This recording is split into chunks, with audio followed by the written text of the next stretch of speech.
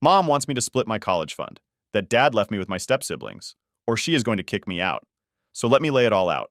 I'm a 17-year-old girl living in a mixed family that's not quite mixed enough to blend smoothly. My mom, 43 and still rocking her youth vibe, married my stepdad about 3 years ago. Though they dated for nearly 5 years before tying the knot, the ceremony felt more like checking a box than starting a new chapter. Let's just say it wasn't the blast off to happily ever after some people might expect. Now about my step-siblings. There's Jackson, a year older than me, and Emma, who's 2 years my junior. We all attend the same high school, yet our circles don't overlap. It's like we're in different orbits in the same solar system, close, but not touching. Before we get deeper into the now, let's backtrack to the backstory. My mom and my dad were never married. Dad died when I was just a tot, too young to really remember him. From what I've pieced together, he was this rebel who fell hard for my mom, the life of any party. But his family? They weren't fans of her free spirit. They had their future all mapped out for him, and my mom wasn't part of that picture. Dad's health took a nosedive when he was diagnosed with leukemia. It was already in the late stages when they caught it. He was only 27, and suddenly the countdown started. The good part? He managed to set up an education fund for me before he passed. That fund became my golden ticket, a promise of future stability that my mom swore was mine alone to use when the time came. Fast forward to when I was 8, and enter my stepdad. He showed up not long after we moved towns, a decision my mom made because sticking around in the place where she and dad met was too much for her heart to handle. With him came Jackson and Emma, carrying their own baggage from a mom who ditched them post-divorce to chase a new love story. My stepdad was left to pick up the pieces. I had hopes, you know? Like any kid, the idea of suddenly having a bigger family seemed like hitting the jackpot. A new dad, a brother, and a sister. It sounded like the perfect setup for those family movie nights and holiday card photos. But reality checked in soon enough. The whole family vibe? It never clicked. Living under the same roof didn't make us family. We were more like housemates who just happened to share some DNA through marriage. Don't get me wrong, it's not like they were mean or anything. There was no overt drama, no shouting matches over dinner. It was something subtler, like a constant buzz you can't pinpoint but can't ignore either. It didn't help that the energy was way off. My stepdad and his kids, they connected in a way that just didn't include me. I tried, believe me. I made efforts to join in, to stir up some kind of bond. But every attempt felt like throwing a rock across a frozen lake, hoping it wouldn't just skid and settle without making an impact. Mom, though, she was a different story. They embraced her, loved her in ways I couldn't help but envy. I wondered if it was because, in their eyes, she replaced their nightmare of an ex-wife and mom who, as the town's whispers went, was more gold digger than caregiver. The whole setup left me feeling like a guest in my own life. Not mistreated, but misplaced. Like a puzzle piece from a different box. Observing all this as I grew up, I couldn't shake off the feeling of being the odd one out. It was like everyone else got the manual on how to be a family, and I got the wrong edition. Despite all this, I never really talked about it. What was there to say? That I felt left out? That it seemed like they were a family before I came and would be a family whether I was there or not? It sounded petty, even to my ears. As I got older, these feelings didn't exactly fade, but I got better at managing them. I figured maybe it was all in my head.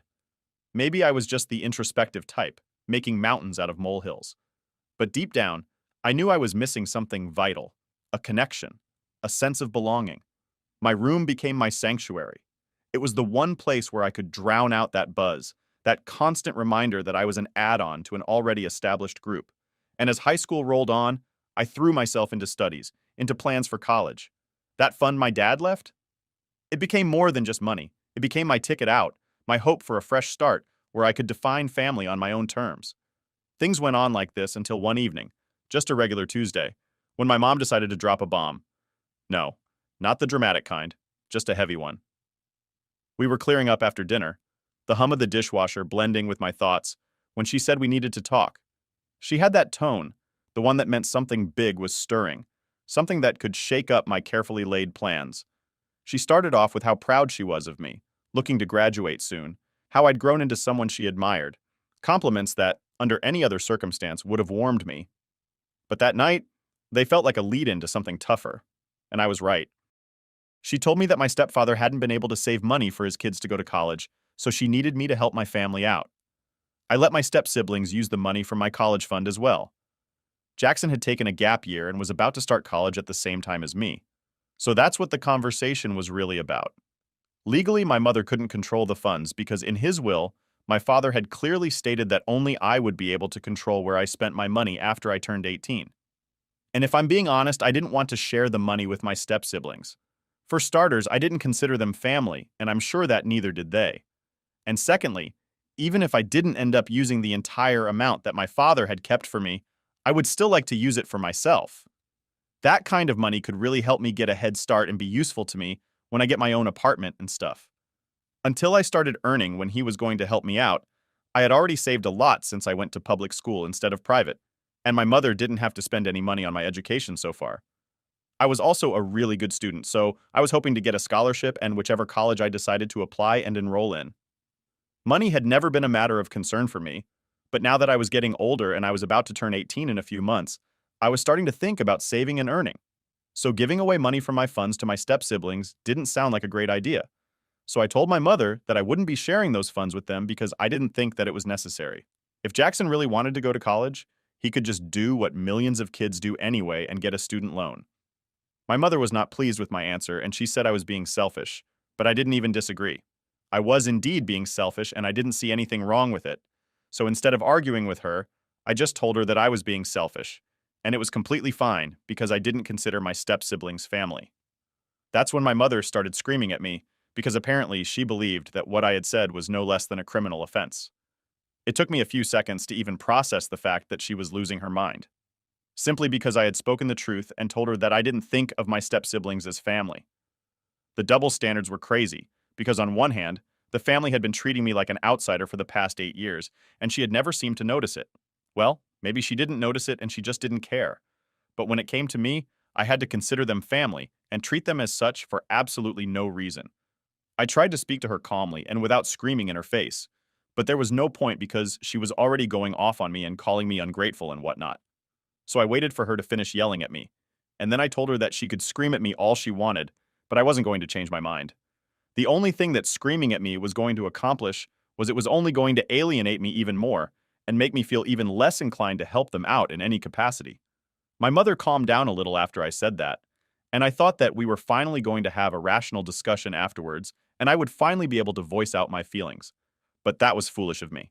I had forgotten that in that household, my feelings absolutely didn't matter, and all that mattered was if my mother, my stepfather, and my step-siblings were happy. My happiness was not very important to any of them. So, after my mother calmed down, she told me that I had a week to make up my mind, but after that, she would be forced to kick me out of the house. I thought she was joking because it was simply ridiculous, but she told me that she wasn't. And since my birthday was coming up in less than a month, she would soon not even be legally obliged to let me live with them because I wouldn't be a minor anymore. So I would be out of the house, and I would be completely on my own if I didn't agree to share the college fund that my father had, specifically just for me with my step-siblings. I could hardly even believe that my own mother would say such a thing and put me in such a difficult position just for the sake of my step-siblings when I was supposed to be her own flesh and blood. She told me to tread carefully and think this over because this decision could cost me everything. And then she left the room while I sat there and tried to process what she just said. It was incredibly insulting for me to be treated that way by my own mother. And that day I made up my mind that I was going to get out of this house no matter what the cost.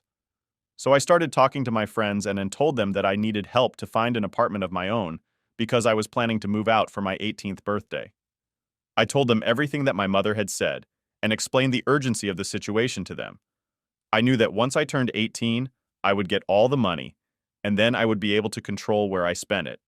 Yes, I would have to stick to a budget and choose my degree in college very carefully, but it was worth it because that meant that at least now I would be able to move out and live on my own instead of putting up with my family, or rather forcing them to tolerate me. Because after that conversation with my mother, it was clearer than ever that I was not welcome in that house at all, and I really was an afterthought. All these years, I had not been overthinking anything. In fact, I might have even been underthinking things because I really had never seen this coming. A couple of days passed, and a friend of mine told me that she had been able to speak to a cousin who was also applying to the same colleges that I was because we had an interest in the same field. She was planning to live in an apartment because she wanted to be independent from the beginning, and my friend had suggested that I get in touch with her, so if we ended up going to the same college, we could rent out an apartment together and live there. I felt that it was a great idea and got in touch with my friend's cousin almost immediately. We worked out everything, and I told him about my situation as well, and she seemed to be very empathetic, and I could tell that she was a nice person and I would get along with her. So that part was all sorted out, and the only thing I had to worry about was where I would live until college started. Since there were quite a few months to go before that, but it turned out to be pretty easy for me to figure that one out because my friends told me that I could take to living with them until college finally started. It was a messy and risky plan, but I was willing to go through with it because anything would be better than living with my mother and these people. Because the way that I was being treated after that fight with my mom was horrible. And I don't mean horrible in the sense that they were speaking to me badly or torturing me or whatever, but what they were doing was far more humiliating. They had all ganged up on me and were acting like I was the single most disgusting creature to ever exist. Like, if I would enter a room, everybody would instantly stop talking and go back to their own rooms. They would give me the side. I all the time and refused to even speak to me like I had done something wrong. It was humiliating, and I felt like running away because it just felt so bad. It took me a while to arrange something for myself, but I made up my mind that as soon as my friends were ready to take me in, I would leave this place. So the day that my mother spoke to me again to ask me if I had changed my mind or not, I decided to tell her the truth and then leave. I told her that I had not changed my mind, as a matter of fact, and that I would actually be leaving this place. I told her that the way that she and her family had been treating me for the past week was nothing short of psychotic, and I couldn't put up with it anymore. I told her that I had already spoken to a couple of friends, and that I would be living with them until I could stop college and move away from here. I said that I never wanted to see her again, so she was free to kick me out, and it wouldn't make a difference to me. I already had a plan in mind, so I wasn't very surprised when my mother started yelling at me once more and told me that I needed to get out of her house because this was no place for selfish, ungrateful brats like me. I left pretty gladly, and I was happy to see the last of them. But that wasn't the end of the road for my plan. During the time that I had been spending in my room all by myself, I had been thinking of ways to get back at my mother, ever since she got married to my stepfather. Life had changed for me, and not in a good way. But she didn't even seem to care about it because she was happy with her new family. I had tried to be happy for her and suppressed my own feelings about this, but now it was very obvious that she didn't care about me in general, and her stepkids were more important to her than me. The way she had been treating me made me feel like crap, and I had made up my mind that I was not going to let this go unanswered. So that's why, as soon as I was out of the house, I decided to spill the beans on her and let everybody know what kind of a person she really was. The only reason I had even waited for a week to get out of her house and then speak about her ridiculous demands was because I didn't want her to be able to have any access to me to even tell me how disappointed she was in me or whatever, because nobody in their right mind would ever support the things that she had said to me. And I knew that once I had moved in with a friend, I decided to go online and make a post about my mother. I typed out the incident that took place and how my mother had been screaming at me just because I didn't want to contribute to my step-siblings' college fund. I also mentioned none of them had ever treated me like family, but my mother never seemed to have a problem with that. It was only a problem when I did the same thing to them. I talked about the double standards. I also mentioned how she had practically forgotten about me once she started living with her new family. And I also said that I found her to be the single most selfish being on this planet because of the way that she had been behaving with me just for saying no to something completely ridiculous. Any sane person in my position would have said no. Since the money that she had been talking about had been left to me specifically by my father, it was not for anybody else to use. And I didn't think it was fair to demand that I share it with people who never made me feel like a part of their family. I might have even considered it if my step-siblings had been nice to me at any point, but that was not the case here. I was really frustrated, and I let out all my frustration in that one post. I knew that this negatively impacted my mother since I had a lot of people who followed me, including my father's friends and their kids. But at the time, I just didn't care, and I wanted to get back at her.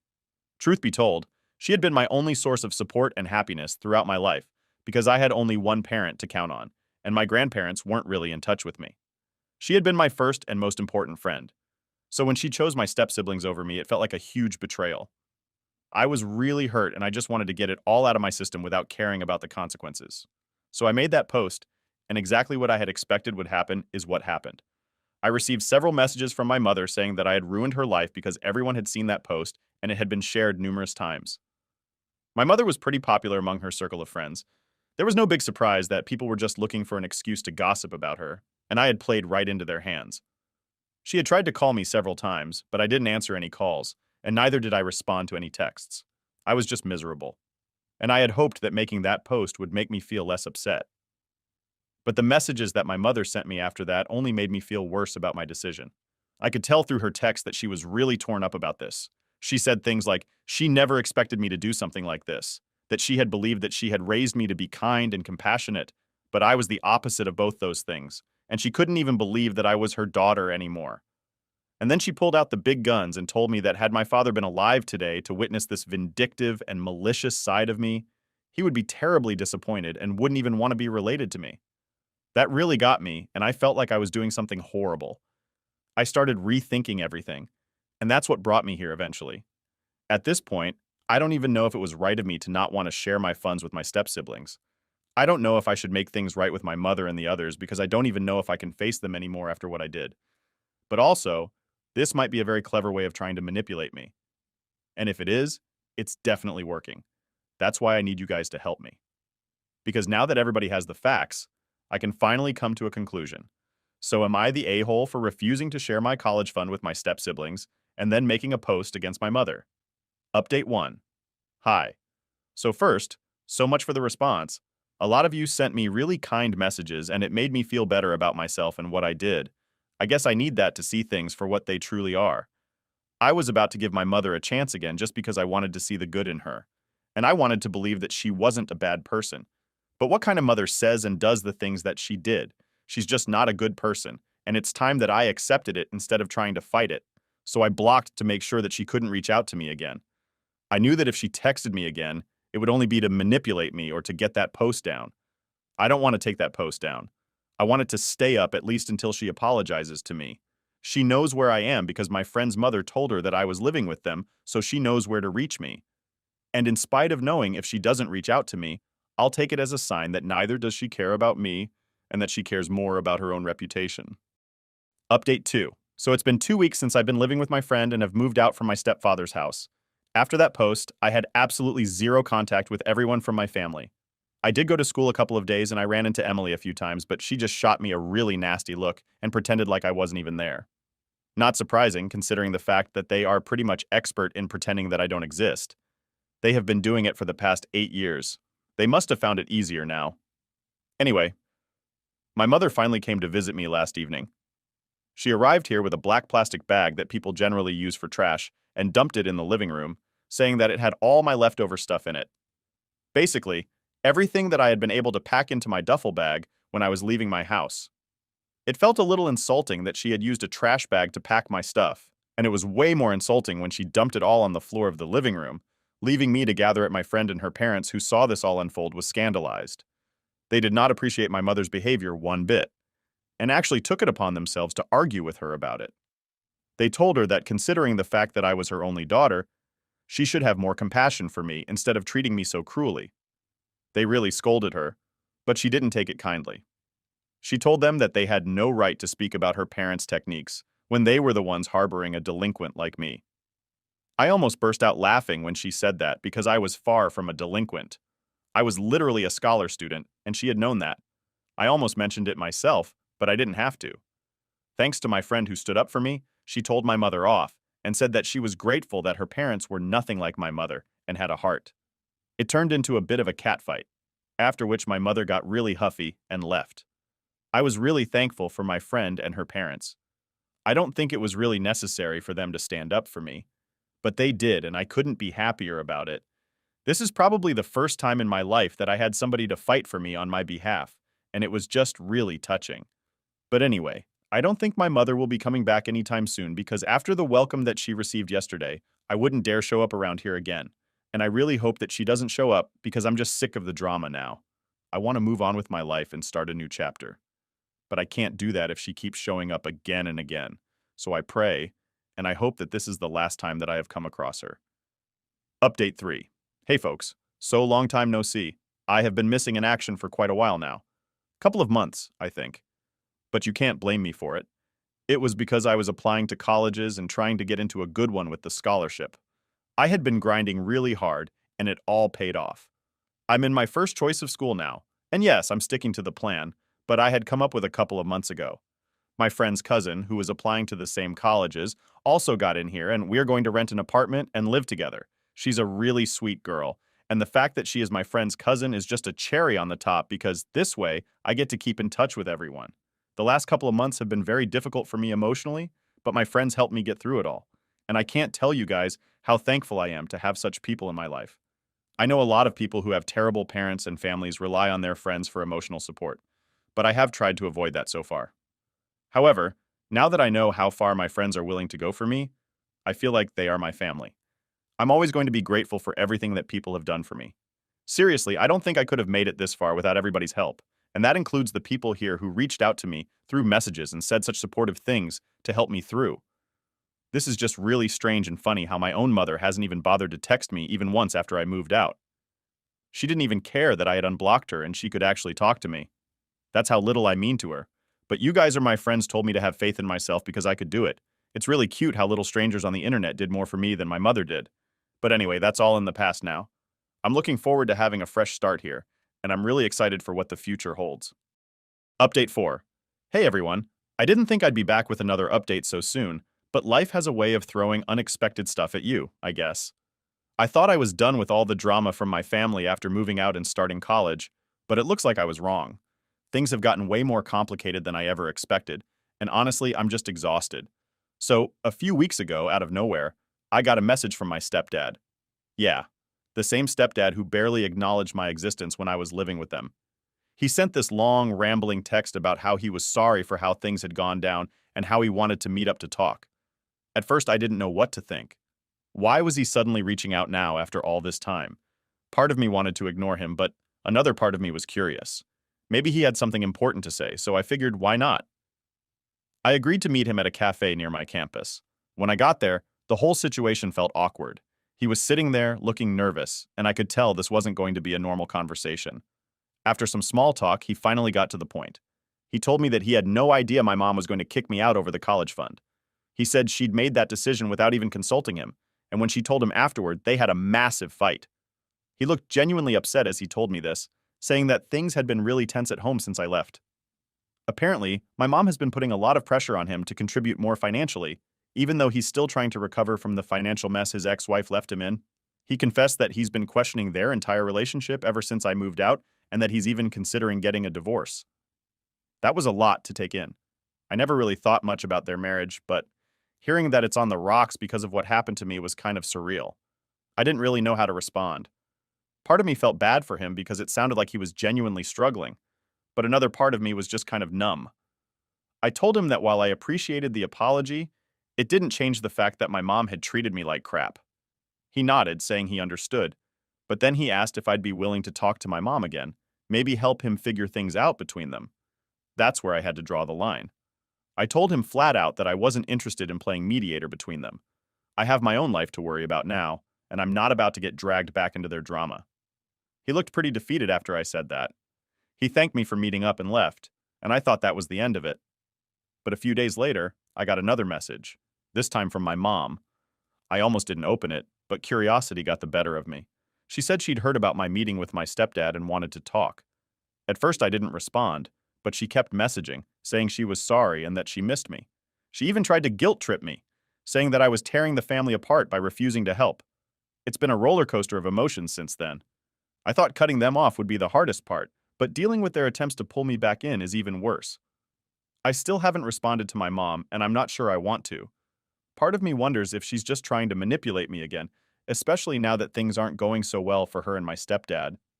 To make things even more complicated, I recently found out through some mutual friends that Jackson and Emma have been telling people at school that I'm the reason their dad might leave their mom. They're basically painting me as the villain in this whole situation, which really sucks. I've been getting weird looks from some of our mutual acquaintances, and a couple of people even unfollowed me on social media. It's like high school drama all over again, but now it's bleeding into my college life too. And if that wasn't enough, my mom has apparently been telling people that I'm ungrateful and that I abandoned the family over something trivial. She's playing the victim card hard, and it's working because some of her friends and even some of our extended family members have been reaching out to me, telling me I should reconcile with her. They're saying things like, "She's your mother, you only get one," and "family is everything." But where was that family loyalty when I was being treated like an outsider in my own home? It's all so hypocritical. One of the hardest parts of all this has been the feeling of isolation. Even though I'm surrounded by new friends at college and my roommate has been awesome, I still feel this deep sense of loneliness. I always thought that once I got out of that toxic environment, everything would magically get better. But I'm realizing now that the scars from that time are going to take a lot longer to heal. I've been seeing a therapist on campus to help me work through all of this, which has been really helpful. She's helping me see that it's okay to set boundaries with my family and that I don't owe them anything just because we're related. That's been a tough pill to swallow because I was raised to believe that family always comes first, no matter what. But at the same time, I can't keep sacrificing my own well being for people who don't really care about me. Meanwhile, things with my mom and stepdad are apparently getting worse. My stepdad texted me again last week saying that he's moving out and looking for his own place. He said he couldn't take the constant fighting anymore and that he needed some space to figure things out. He asked if I wanted to stay in touch, but I told him I wasn't sure. I'm still processing everything and I don't want to get too involved in their problems. It's weird because for so long, I didn't really consider him part of my family. But now that he's reaching out to me, I'm starting to see that maybe he's not as bad as I thought. But I'm still wary of getting too close. To add to the chaos, my mom showed up at my campus last weekend. I wasn't expecting it at all. She texted me saying she was in town and wanted to see me. I didn't respond, but somehow she found out where I was living. She showed up at my dorm, and my roommate let her in because she thought it was just a regular visit from a parent. When I walked into the room and saw her sitting on my bed, I nearly lost it. She started off acting all sweet, saying she missed me and wanted to talk things through. But as soon as I told her I wasn't interested, she flipped. She started yelling, saying I was being selfish and ungrateful, that I was ruining the family. She even tried to bring up my dad again, saying he'd be ashamed of how I was acting. I couldn't believe she was using my dad to guilt trip me. I told her to leave, but she wouldn't. She just kept going on and on about how I was tearing the family apart. My roommate eventually stepped in and told her she needed to go, which only made things worse. My mom started yelling at her too, saying she had no right to get involved in our family matters. It got so bad that campus security had to be called to escort her out. It was beyond embarrassing, and now my roommate knows way more about my family drama than I ever wanted her to. Since then, I've been trying to lay low. I haven't heard from my mom since that day, but I'm sure it's only a matter of time before she tries to contact me again. I'm honestly at my breaking point with all of this. I just want to move on with my life and focus on my future. But it feels like every time I try, something else pulls me back into the mess I left behind. I know I need to keep my distance and focus on myself, but it's so hard when the people who are supposed to care about you are the ones causing all the pain. I'm trying to stay strong and remember that I deserve better than how they've treated me, but some days it's tough to keep that perspective. Anyway, thanks for sticking with me through all of this. Writing it all out helps a little, even if it doesn't fix anything. I don't know what the future holds, but I'm just going to keep putting one foot in front of the other and hope that things eventually get better. If anything else happens, I'll keep you guys updated, but for now, I'm just trying to survive each day as it comes.